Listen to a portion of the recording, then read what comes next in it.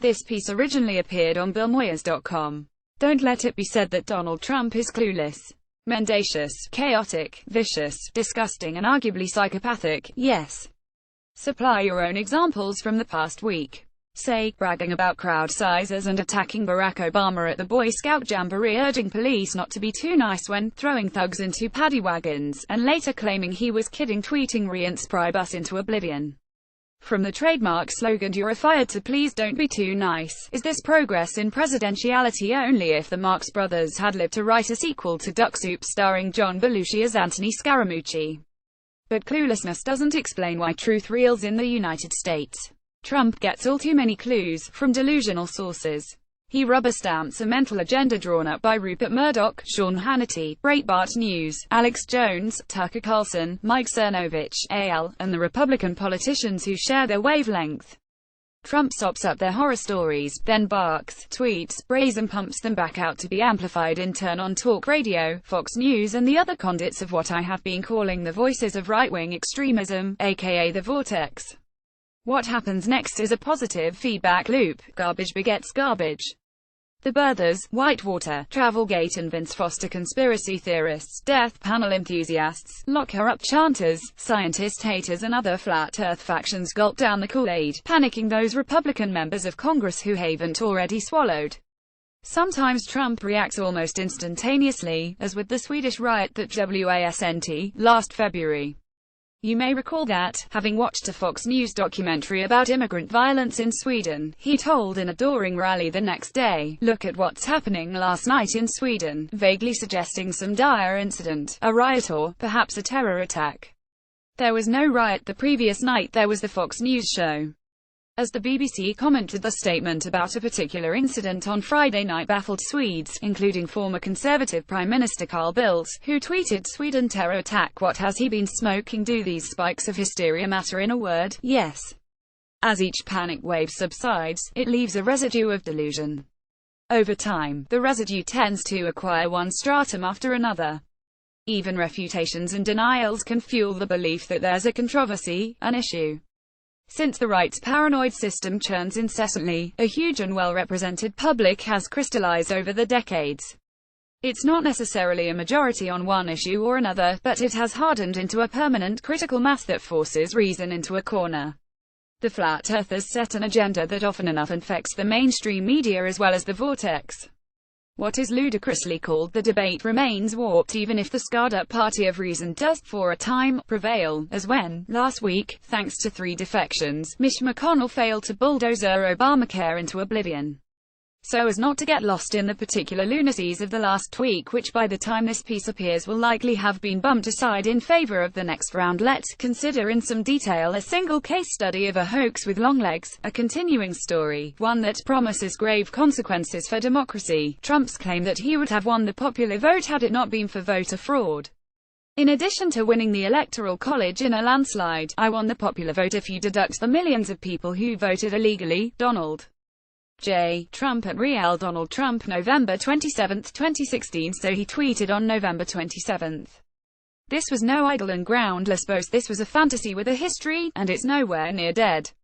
Trump guaranteed it a future when he set up a Republican-majority Presidential Advisory Commission on Election Integrity, nominally headed by Vice President Mike Pence. No preconceived notions, vice-chaired by the unflagging pursuer of fraudulent voters, Kansas Secretary of State Chris Kobach, recently fined by a federal judge for a pattern of misleading the court in voter matters, and including longtime voter fraud fanatic Hans von Spakovsky. The point, obviously, is to suppress the non-white vote. Kobach has been beating this drum for years.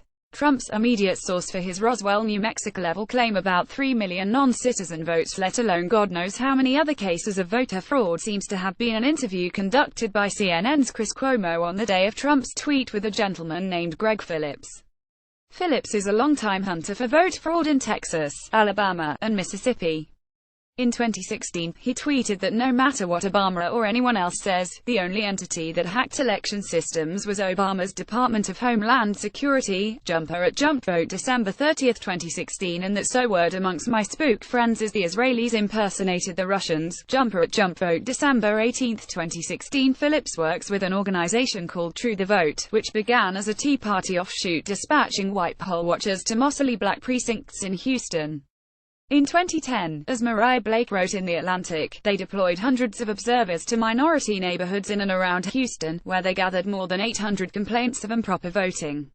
A complaint is not evidence, and 800 is not a huge number, not in the fourth largest city in America, but the Tea Party offshoot parlayed this early success into a national recruitment drive.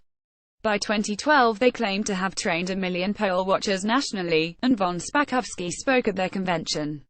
Abby Rapoport, a Solid Texas reporter, thought their claims overblown and ineffective. The New York Times debunked many of them. But these folks never went away.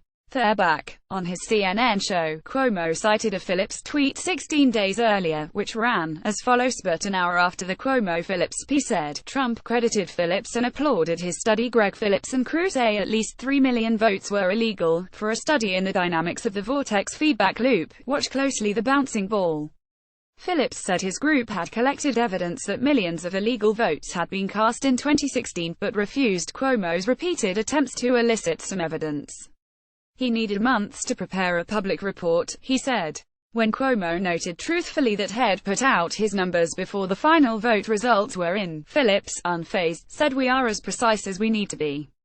When would he show his final results? When the time's right. Last week, by the way, claiming a shortage of funds, Phillips backed off the promised report, saying next steps are for us to sort of pull back on the national audit, and focus on targeted investigations. Targeted investigations has a sinister ring, but surely other fake think tanks will arise to pick up where Phillips left off. Never mind that at least 20 studies since 2009, including one by the Nonpartisan Government Accountability Office, found in-person voter fraud to be extremely uncommon. Never mind that when George W. Bush's Justice Department tried to crack down on voter fraud over a 5-year period, they achieved fewer than 100 convictions, mostly honest mistakes, not intentional fraud.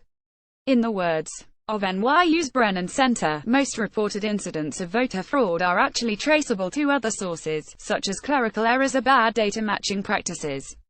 The report The Truth About Voter Fraud reviewed elections that had been meticulously studied for voter fraud, and found incident rates between 0.0003% and 0.0025%. Given this tiny incident rate for voter impersonation fraud, it is more likely, the report noted, that an American will be struck by lightning than that he will impersonate another voter at the polls. But in the looking-glass world of Vortex, lightning strikes to make news. Remember, this administration is run, if that is the right word, by a friend of the editor of the National Enquirer.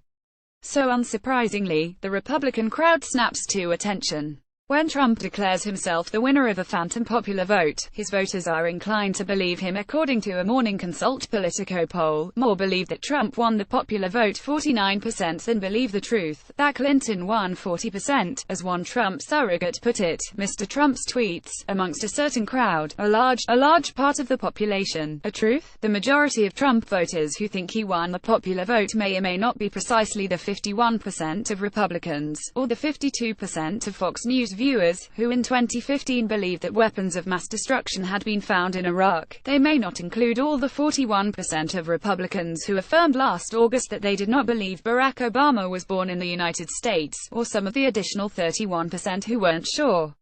But they give us a sense of the scale of the problem.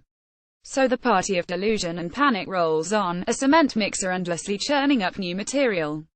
The echo chamber is never quiet. One propaganda blast fades, the murder of Seth Rich, and another clangs in its place. Debbie Wasserman Schultz, suspicious IT worker. Just the other day, Fox News touted a bunker boom, a spike in orders for, wait for it, underground shelters, now that North Korea threat has Americans preparing to go underground.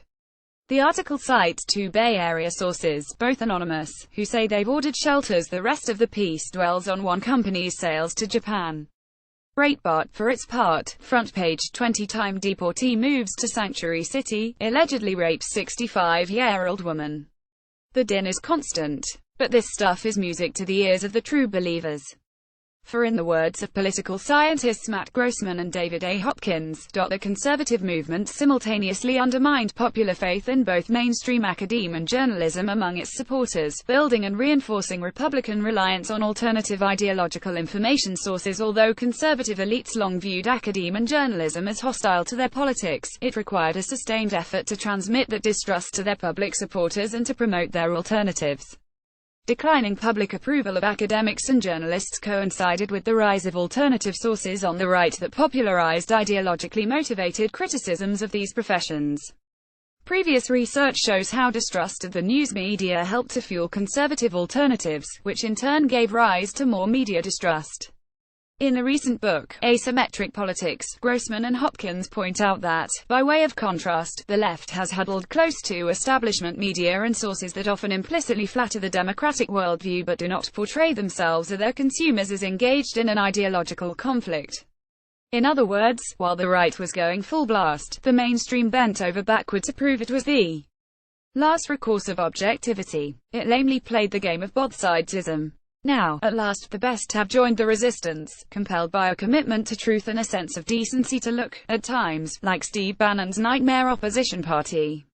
But for all the fine investigative work now underway at The Washington Post, The New York Times, The Guardian, Reuters, The New Republic and USA Today, among others, the mainstream media have yet to face up to the part they've played over the years in lending credence to the pure products of the vortex.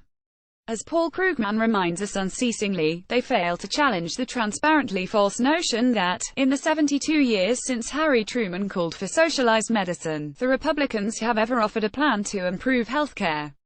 In the rush of hero worship and the traditional flood of both-sidesism, they let pass John McCain's ridiculous statement last week that after years of hearings, consultations and amendments, the Obama administration and congressional Democrats forced through Congress without any opposition support a social and economic change as massive as Obamacare. Reader, it's time for a happy ending here, but it eludes me.